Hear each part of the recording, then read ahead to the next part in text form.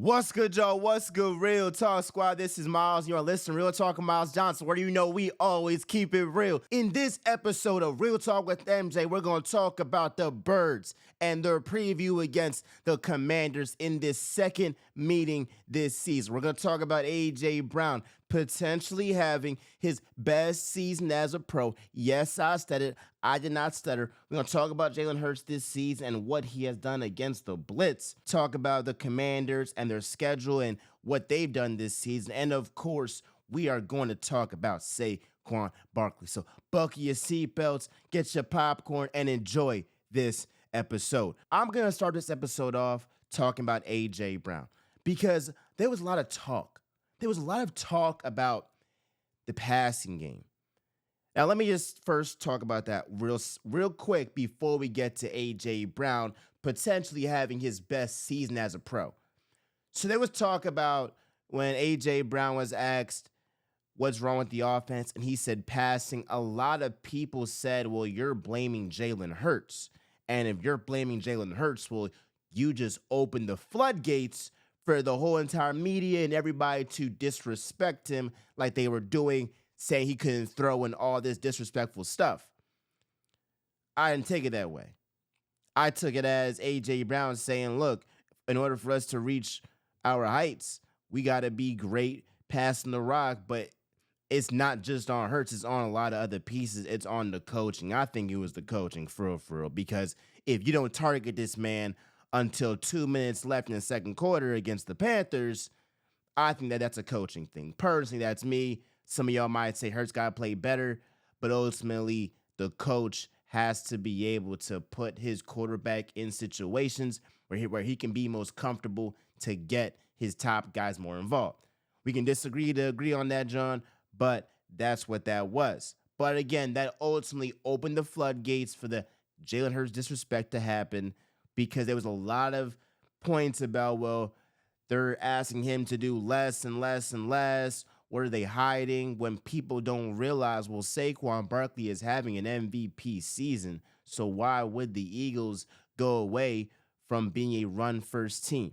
Now, speaking of a run-first team, A.J. Brown, what he has done this season in a run-first offense, playing alongside an MVP candidate in Saquon Barkley, he might be having his best season as a pro. Look, this guy is 10th in receiving yards on only 77 targets. Mind you, he has missed 3 games this season.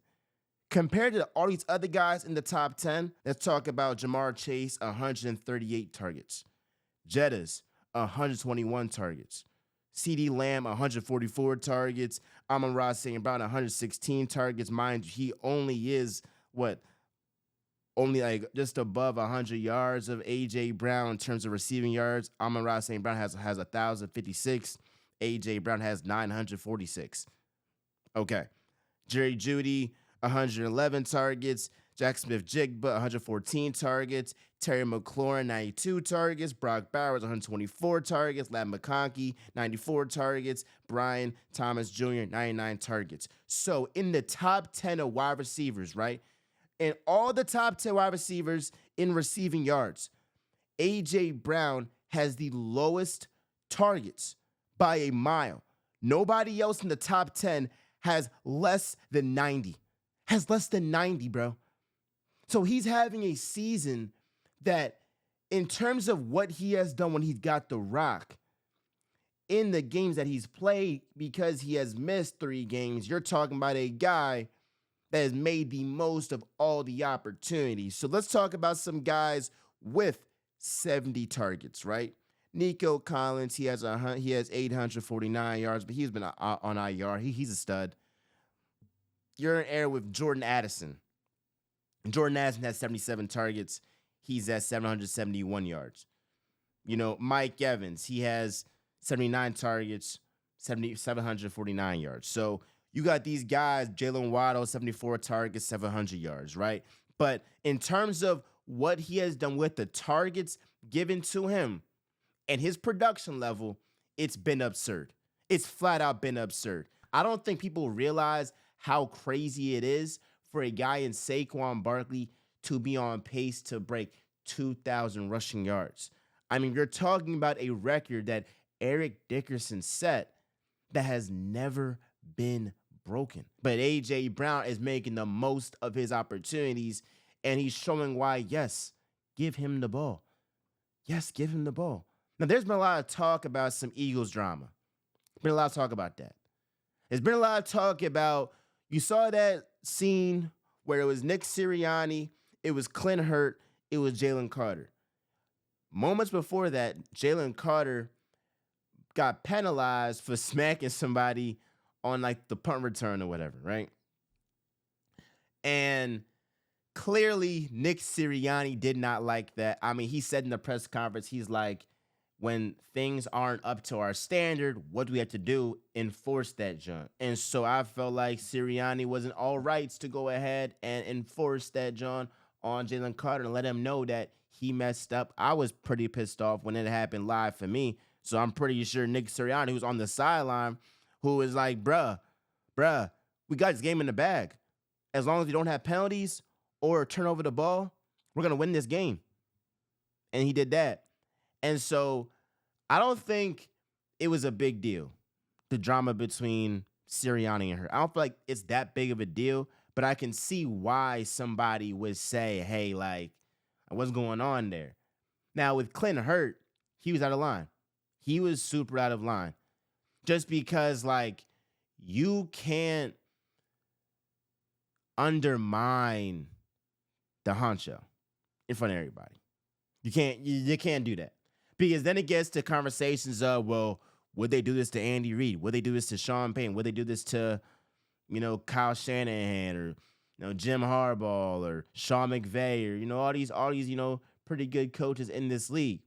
So I don't think it was Clint Hurt's place to try to undermine the leadership of Nick Sirianni. But from Clint Hurt's perspective, he also sees it as, I know Jalen Carter the best. Like, I'm with, like, this is my group, this is my unit. He probably already did yell at the guy and say, what the heck are you doing? And so then when you have a guy in Sirianni who's super emotional coming to Jalen Carter, who Hurt knows, is pretty much like, he's a firecracker in Jalen Carter, like, and he's been able to use that aggression in good ways, but there might be a moment in a lapse where Jalen Carter ends up doing something out of pocket because he gets too emotional at a certain point. So ultimately, I think Hurt knew what sets Jalen Carter off, and that's why he did it. So I'm just explaining why Hurt did it. I don't agree with it, though. You can't do that. I feel like the Eagles are the most successful in drama, in the whole what the media is on us. Oh, like, it's us against the world.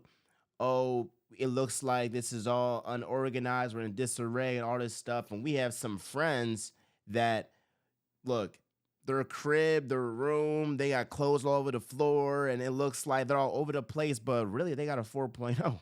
Really, they just secured their summer internship. Really, they got a full-time offer.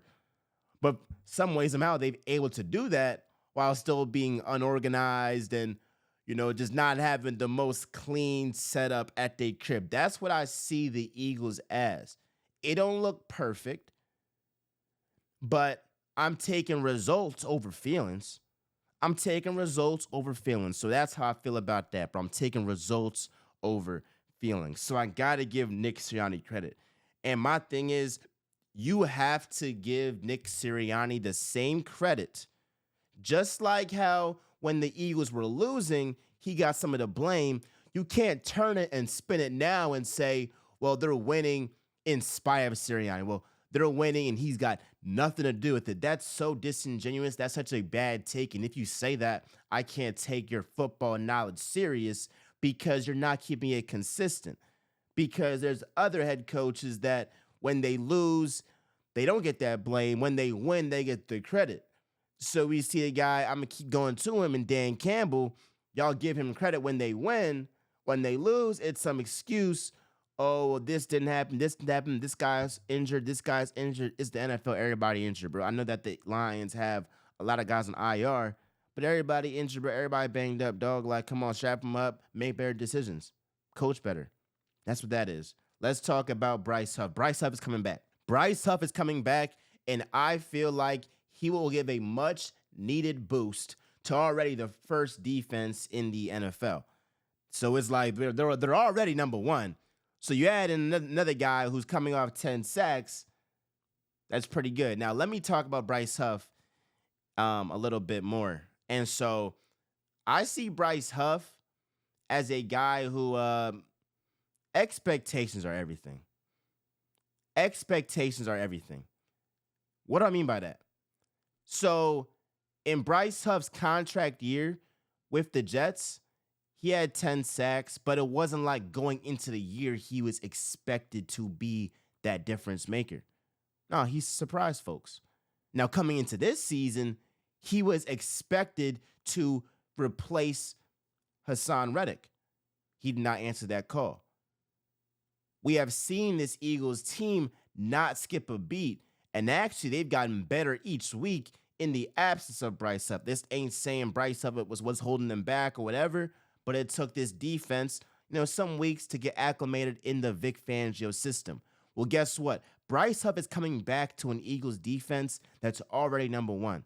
So the expectations for him to be that difference maker and fill in the void of Hassan Reddick ain't there no more because the Eagles defense already is number one. So I feel like Bryce Huff can play more free. Bryce Huff can play without that stress of being like, well, I got to prove this $50+ million contract, because he has guys around him that are really, really bringing their game to a next level. This linebacking core with N'Kobe Dean and Zach Bond are playing out of their minds. These edge rushers outside of Bryce Huff, you talk about Josh Sweat been cooking. Nolan Smith been finding his gear. We know about what this interior defensive lineman have been doing with Milton Williams and Jalen Carter. And I'll say this, when I look at this Eagles team, when the Eagles had Bryce Huff, Jalen Carter wasn't playing like this. He wasn't playing like this. He was on another level now. Like, Jalen Carter's on another level now. And so I see this and being like, all right, well, if Jalen Carter can get these double teams and consistently be a difference maker, that allows for Bryce Huff to get more one-on-one opportunities like he's been getting all season. But now you have lower expectation. You have Jalen Carter, Milton Williams, and these edge rushers as well playing at an elite level. You have this defense on all three levels playing at an elite level. All this does is give more room and more opportunity for Bryce Huff to snap.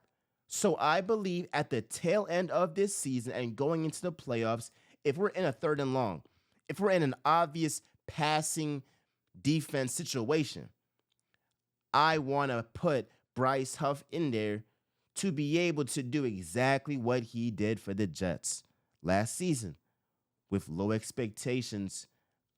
A guy like Bryce Huff, and I was talking a little bit long on it, but a guy in Bryce Huff can be able to surprise some people when them expectations are low. Last thing here, Jalen Hurts versus the Blitz. Now, there was a lot of talk last season, especially coming off of that game against Tampa Bay Buccaneers, and might talk about Todd Bowles real quick. But there's a lot of talk about, Jalen Hurts against the Blitz. That's his kryptonite, all this stuff. So this is Jalen Hurts against the Blitz these last 3 years. 59% completion percentage, an 89 passer rating, TD to interception rate 2.2, EPA per dropback 0.04, versus this season,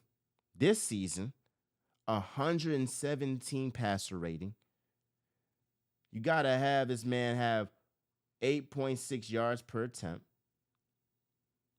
9 touchdowns, 1 interception, 67% completion percentage. It's night and day. I see a guy in Jalen Hurts that he knew that teams were going to challenge him with the blitz, and that was something just like Jason Kelce said. Regardless of whether I'm here or not or whoever's here, there's going to be some blitz zero for Jalen Hurts next year. I think there's no question about that. There's going to be some heavy pressure, but, I think I firmly believe this. I want that, and I think if you have the right mindset, you should want that. And we're seeing a guy that put in the work, And regardless of what y'all want to say with he ain't doing this, he ain't doing that, I see a guy who's improved. I see a guy who always gets better, is always going to learn, always like a fool, doesn't make the same mistake twice. They might make it once. They ain't going to make it twice. And my last point, bro, before I get off this, John, I don't get why folks didn't like what Hurts said in that press conference. He said, is this what y'all want to see now?